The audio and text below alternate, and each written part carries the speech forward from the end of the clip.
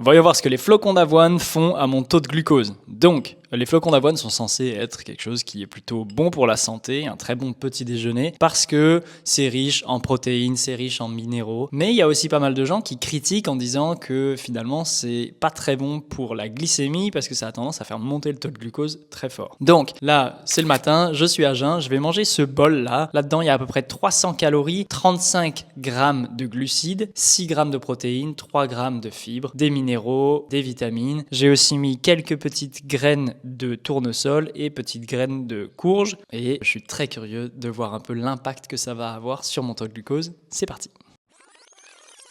Ça fait maintenant 2 heures exactement que j'ai mangé mes flocons d'avoine et je suis très curieux de voir un petit peu l'impact que ça a eu sur mon taux de glucose. Souvenez-vous que vous pouvez vous abonner pour avoir plus d'expériences comme ça. Au fait, j'ai vu qu'il y avait pas mal de gens dans les commentaires qui demandent quelle appli j'utilise pour analyser mes repas. Celle que j'utilise s'appelle Sugar AI. Donc c'est vachement simple, tu prends en photo ton plat et ça te donne le détail nutritionnel, les calories, les sucres, les macros, tout ça. Donc c'est pas toujours 100% parfait, mais honnêtement, je trouve que c'est très important de garder un historique de tout ce qu'on mange et de savoir en détail ce qu'on mange. Du coup, moi, je trouve ça très utile. Donc, les flocons d'avoine, on voit que ça a fait une petite montée de glucose, mais c'est pas énorme. Par rapport à la quantité, j'ai mangé vraiment un gros bol ce matin à jeun et on voit que ça a monté d'à peu près 40 mg. Donc c'est pas énorme du tout. C'est les fibres dans les flocons d'avoine qui permettent quand même de maintenir un petit peu l'absorption. Donc c'est plutôt bien.